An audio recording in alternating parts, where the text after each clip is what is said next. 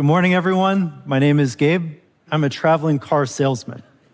So today I'm here to sell you the keys to this car, this beautiful vintage PT Cruiser. I mean, look at that faux woodside paneling. I'm told it's got turbo. Look, it's a work of art, trust me. Now, when I say that I'm selling the keys to this car, I really mean it.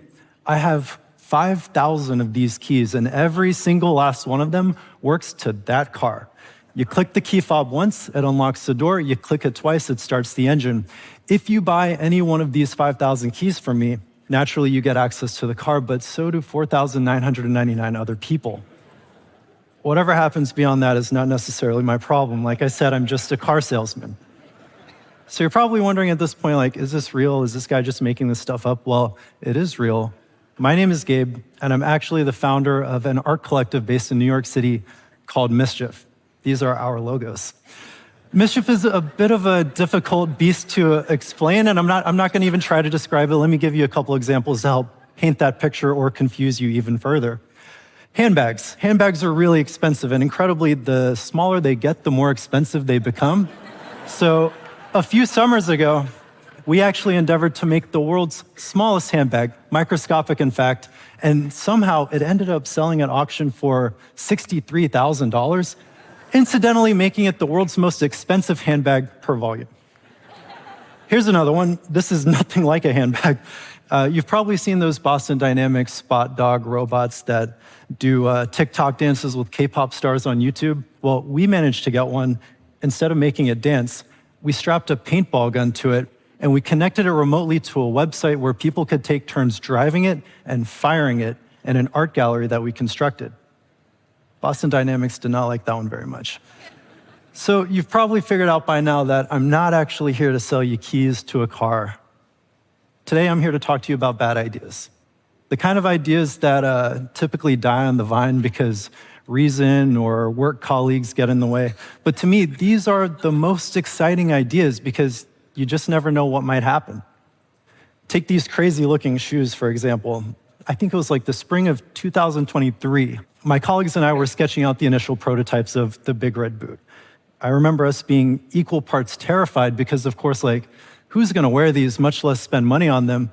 But at the same time, the moment that we put on the initial prototypes ourselves, we were filled with such a chaotic sense of glee that we were like, you know what, we just got to do it. So we committed to making a couple hundred pairs. We priced them at $350, and we just prayed that there would be a few hundred people out there in the world who would spend money on these crazy-looking things.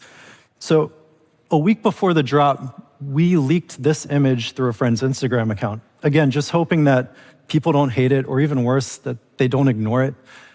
In hindsight, we needn't have worried. The algorithm smiled quite fondly upon the big red boot, and all of a sudden, this thing was everywhere. Like I can't even. It's basically like a blur. Like I don't understand what happened. All of a sudden, people were wearing them courtside at NBA games. I saw Lil Wayne wearing them in a music video. I remember my dad calling me and saying, "Hey, Gabe, there's a professional WWE wrestler wearing your boots on live pay-per-view TV," and he just curb stomped another guy. It's incredible, and yet we almost didn't do it. This is almost where it ended, just as like an internal project on the cutting room floor. People told us it was not a great business decision, and honestly, I get it.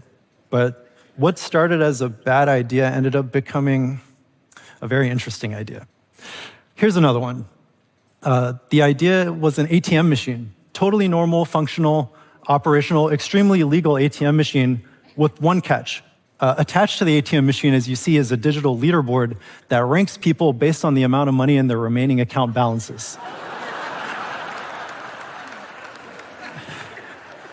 I'm glad you guys think it's funny. I thought it was horrifying.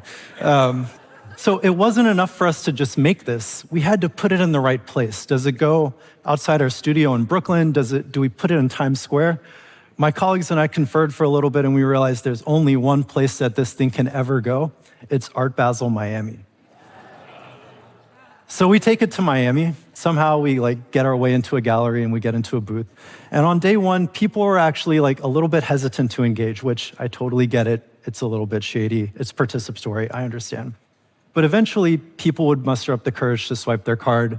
They would clock in at like $100 in their bank account balance, maybe $1,200 in their bank account balance.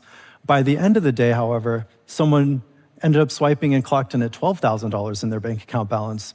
And then things started to get a little bit weird. The next day, a famous celebrity DJ named Diplo showed up with his entire entourage, pulled out his debit card, swiped it in the machine, clocked in at $3 million in his bank account, and shot to the top of the leaderboard. And honestly, like, the rest is kind of hazy because a crowd amassed so huge around the ATM machine for the following 3 days that the art fair actually assigned 5 extra security guards, not to protect the ATM machine, but to keep the crowd from bumping into the artworks of the neighboring galleries, which was actually very funny. But the most interesting thing that I got to observe here was this like unexpected crowd dynamic where when people with astonishingly low bank accounts would swipe their cards in front of this captive audience, by the way, when they would, and I'm talking really low, like $2, like concerningly low, they would swipe, they would get ranked at the bottom, and then they would turn around to face the audience, and the audience would lose their minds. Like, they were cheering and screaming and celebrating and clapping and taking pictures, and it was sincere. It was actually like this wholesome one of us like celebration, which was not anything that we expected. And then to sort of like wrap up that week, the funny thing is a buyer ended up acquiring the ATM machine as a sculpture for a whopping $75,000. But the funny thing to me is, I don't think that person ever realized that the artwork was not the ATM machine. The artwork was the act of people engaging with the ATM machine. The actual artwork was the relationships that people developed with one another via the ATM machine. See, when we made this thing originally, we were pretty sure it was going to reflect all the worst parts of humanity at Art Basel Miami. But we were wrong. It ended up just being a random crowd of total strangers having a great time together in one big, awkward, shared moment of financial transparency. Oh, I'm not done yet. I'm not done yet. So when you open Pandora's box of bad ideas, clearly the sky's the limit, so let's keep pushing it. I got 3 minutes. This is a big Fruit Loop. There's not much else to say there. It's real. It's about the size of a dinner plate. It takes a lot of milk to put down, but I assure you it's just as good as the original. This is what we call an Alexa gate. It's an electronics device armed with 7 ultrasonic speakers at its base that blasts white noise into the mic of any Alexa device to keep it from eavesdropping on you when you're not using it. And then this one is a life-size sculpture that keeps track of and counts the number of times anyone has touched it.